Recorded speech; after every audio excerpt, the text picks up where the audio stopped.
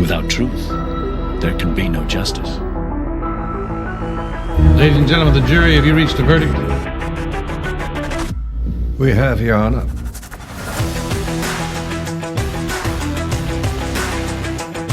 Speak out. Ask those questions.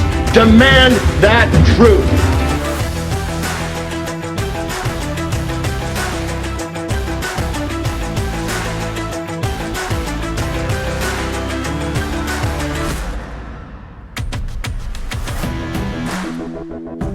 Hi everyone, and welcome to episode 34 of Truth is Justice.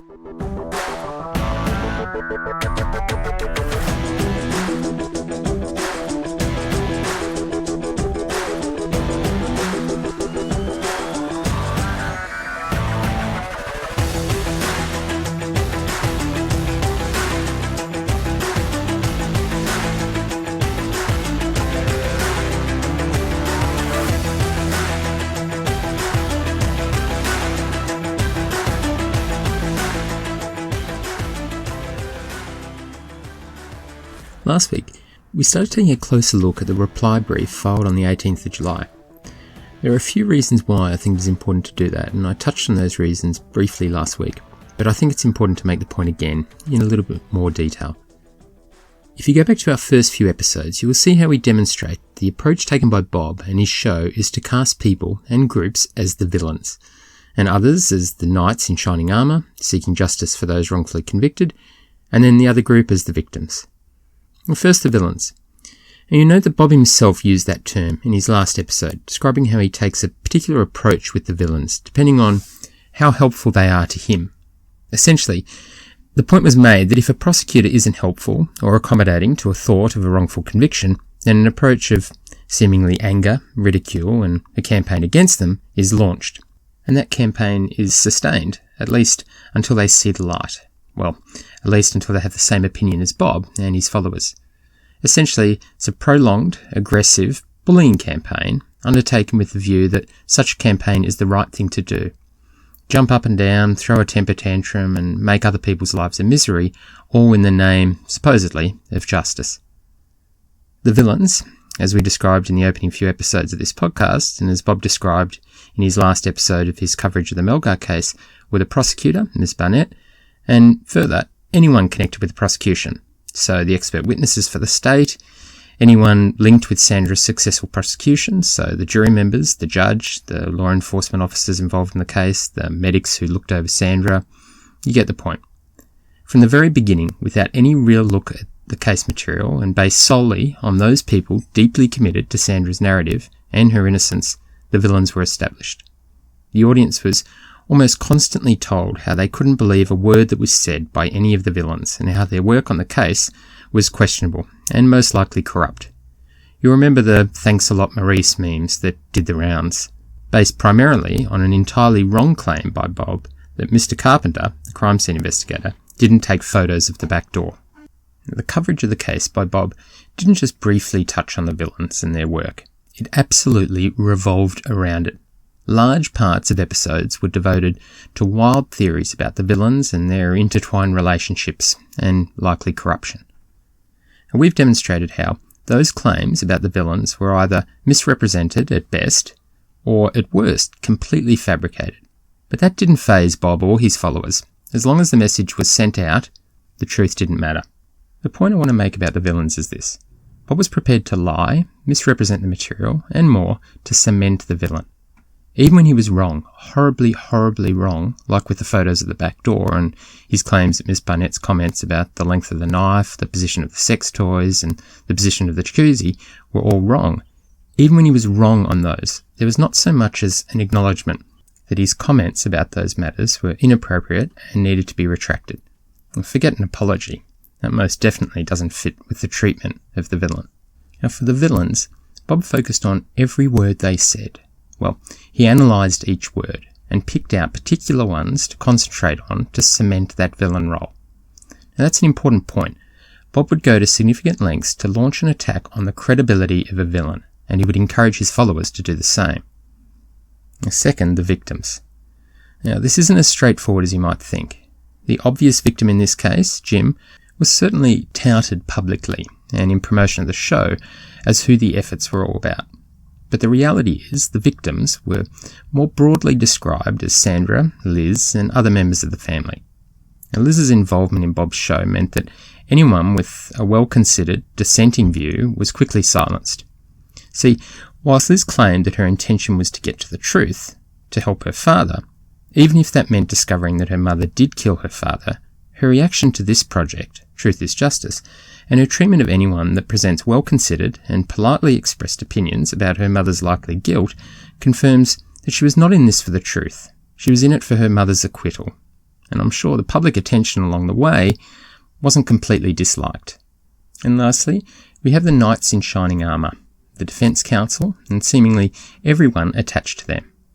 All of those in support, even in the smallest way, of Sandra's innocence or her acquittal are lumped into this category. Now, those in this category are the opposite of the villains, opposite in almost every respect. Not only are they not the constant focus, but their words are not carefully considered. The best parts, the parts that support Sandra, are highlighted, and the deficiencies in their statements or opinions are entirely disregarded. Now, take Mr. Devlin's comments, for example. The fact that he was a defence expert witness made all the difference to how his testimony and his forensic IT report was received by Bob and his followers. Now, rather than looking at it closely, or Bob actually approaching the whole matter from the perspective of getting to the truth, Mr. Devlin's title as one of the knights in shining armour shielded him from the scrutiny heaped on the villains. And Mr. Devlin isn't the only one. The Defence Counsel, Mr. Max Seacrest and Ms. Alison Seacrest, have the label of Knights for Justice firmly affixed to them by Bob and his followers, and that isn't by mistake or inevitability. In this wrongful conviction space, the advocate fighting for the release of the claimed wrongfully convicted is always given this position. And in this case, that is incredibly fortunate for the Seacrests, because had they been subjected to the same level of scrutiny as the villains, they would have been mocked, ridiculed, and Sandra's narrative would have been in complete disarray. Now, remember my point about every word of the villains being analysed? Well, last week and this week, what we are doing is looking at some of the big claims made by the defence in the reply brief and showing just how ridiculous they are. Not just factually wrong, but I don't see how anyone with the type of knowledge the Seacrests would have of this case would be able to truthfully make those statements believing them to be true. Many of the claims made in the reply brief are not open to analysis. Regardless of your opinion on whether Sandra is innocent or guilty, you cannot look at these words from the defence and in any way interpret them as accurate. And that is the main point here. It is all about how Bob framed the case. The power has been in who was set up as the villain, and as the victim, and as the knights coming in to save the day. By doing that, Bob and his followers were able to avoid the uncomfortable truths associated with this case, and instead focus just on implausible scenarios supporting Sandra's innocence. Now think about the jury, seeing a balanced argument from both sides, and think about the detectives, interviewing a woman whilst drawing on their skills and experience, and the skills, experience, and information from all of those around them. And think about the prosecutor, having analysed all of the case material in a way that allowed her to develop an overall view of the case. And then think of the Defence Counsel, and the way their role has been described by some. See if you can make sense of some of the claims they make. Are they designed to have any real legal impact? Something I think it's highly unlikely. Or were they designed to support and encourage public opinion on Sandra's innocence with those who have little interest in the accuracy of their statements? In other words, those that see them as the knights in shining armour and accept every word they say as fact. Really, I don't know who else sections of this reply brief could possibly have been written for. Now, one important thing to remember is that just because Sandra's friends believe her to be innocent does not mean that she is innocent. Equally, just because Liz believes that her mother is innocent does not mean that she is innocent. In fact, proclaiming the innocence of an individual appears to be quite a common response by the family and friends of someone convicted of gruesome crimes. For those of you in Australia, you might be aware of the cases of Miss Alison Baden-Clay and Ms. Karen Rustevsky. Both Alison and Karen were murdered by their husbands of many years. In Alison's case, the family of her husband, her murderer, stood beside him throughout, even yelling out supportive statements as he was sentenced for her murder. They were antagonistic towards the family of Alison, and they tried to destroy her character in court. And they had 3 young girls together, who saw it all.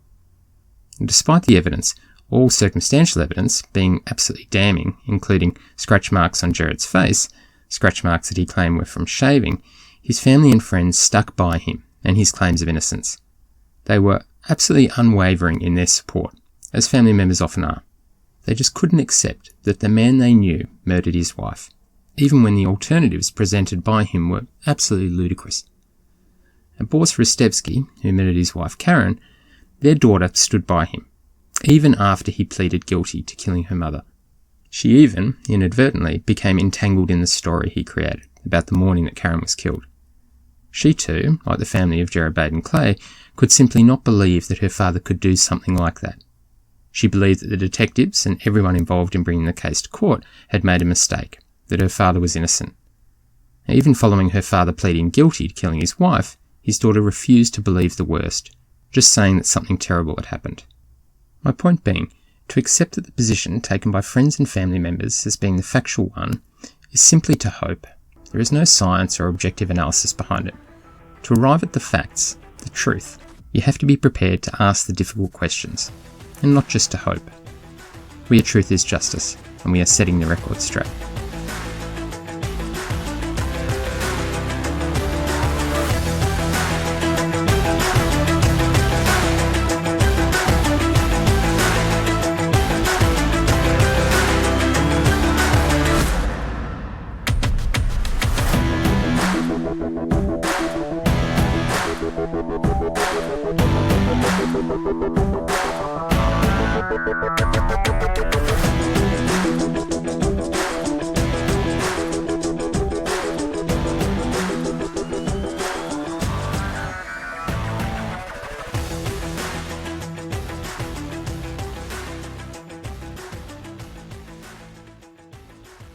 And continuing on with our review of the brief, there's an interesting point made on page 16 of the brief, and it reads as follows.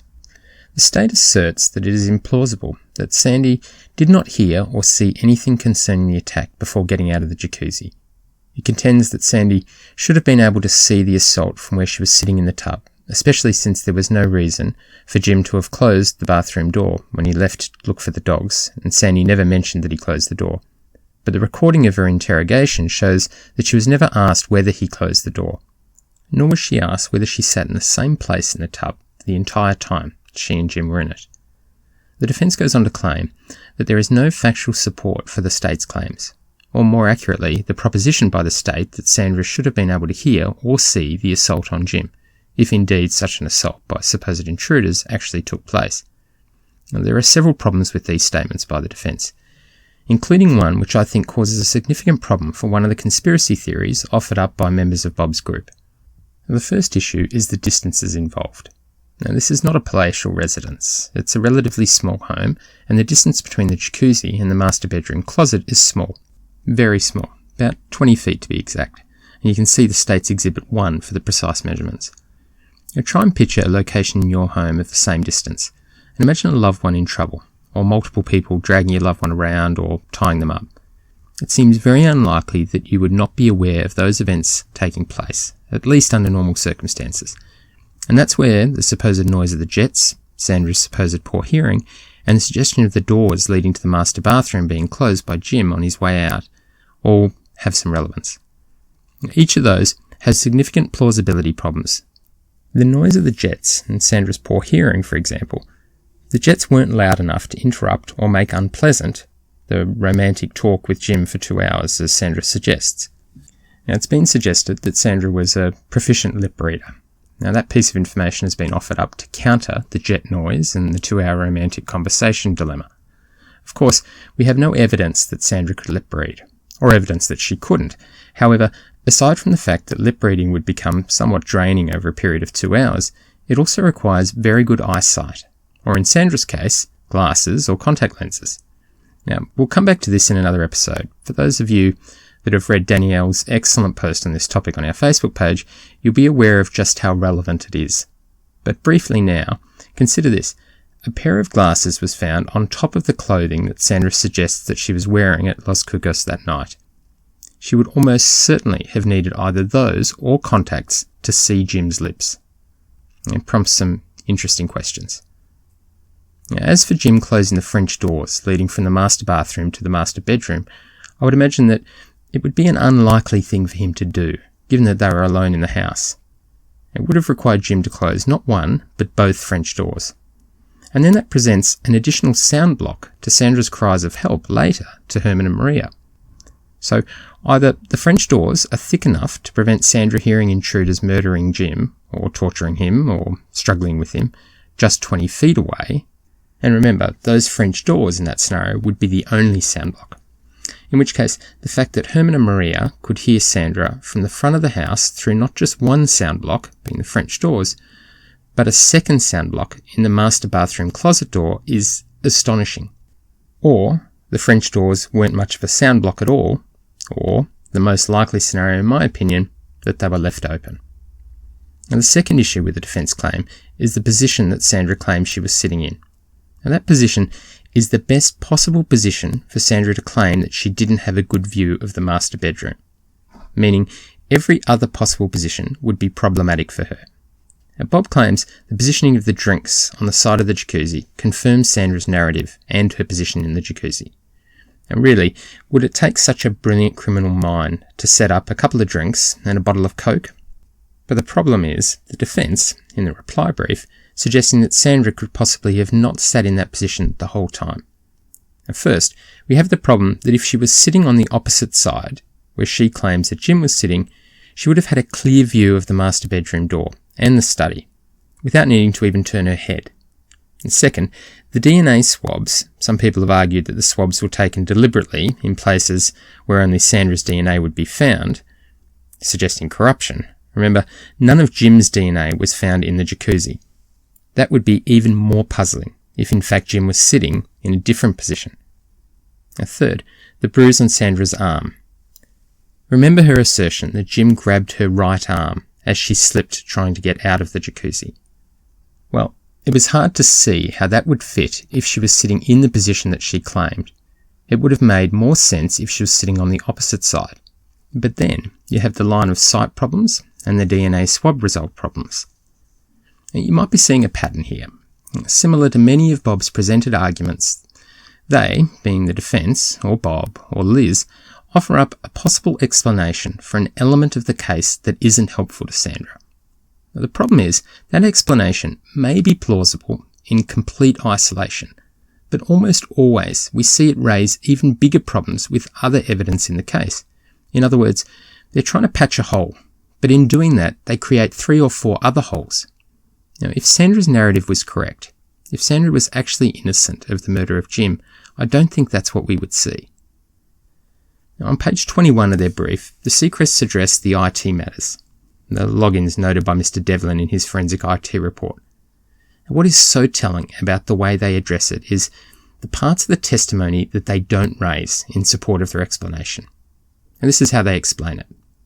And to quote from the brief, on direct examination, Defence Counsel specifically inquired about user activity on the computers during the crucial time frame in question, 7:40 p.m. on December 22nd to 4 p.m. on December 23rd.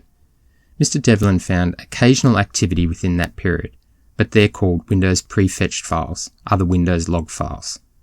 He explained that modern computers at all times are communicating with themselves in order to make sure that certain things are running correctly, and these activities are logged. Files are constantly being used that are not evidence of actual user activity. Devlin testified that he was convinced that the computers were not in use by a human being during the above hours. Tellingly, on cross-examination, no effort was made to challenge or even question Devlin's testimony, nor did the prosecutor even reference Devlin's report. In fact, when Devlin reaffirmed that there was no user usage during the time frame in question, the prosecutor stated, "I'm not really interested in that." The state cannot attack Devlin's conclusions for the first time on appeal and urge an interpretation that is diametrically opposed to his unchallenged testimony at trial. Now you'll notice, conspicuously, how the defence avoid any discussion at all of the logins themselves, and instead focus once again on this vague wording of user activity and significant user activity. The fact that the Seacrests didn't mention Ms. Barnett's one specific question to Mr. Devlin about the logins is the most damning. To me it suggests strongly suggests that they are aware of the consequences of that response by Mr. Devlin. The most powerful response to the state's brief in this respect, in my opinion, would have been to present that one critical exchange between Ms. Barnett and Mr. Devlin, not the exchange immediately prior to that one about the user activity.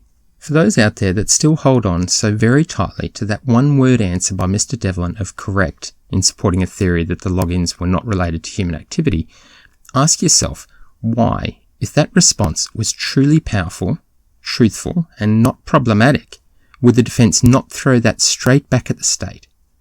The answer, from a legal strategic perspective, is they are acutely aware of the problem with Mr. Devlin's testimony and the significant broader implications that it has for Sandra's narrative.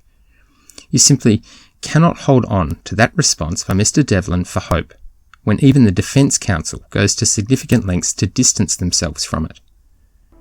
Now, we still have a lot more to cover from the defence's reply brief, and I'll continue with that next week. Thank you for listening to Truth is Justice, and we look forward to you joining us next week as we continue to set the record straight.